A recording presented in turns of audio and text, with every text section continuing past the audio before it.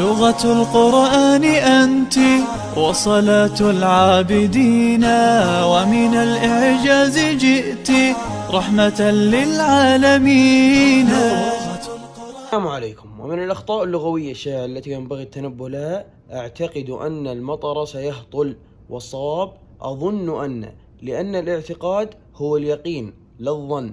ولو قلت أعتقد أن الموت حق لكان قولك صوابا.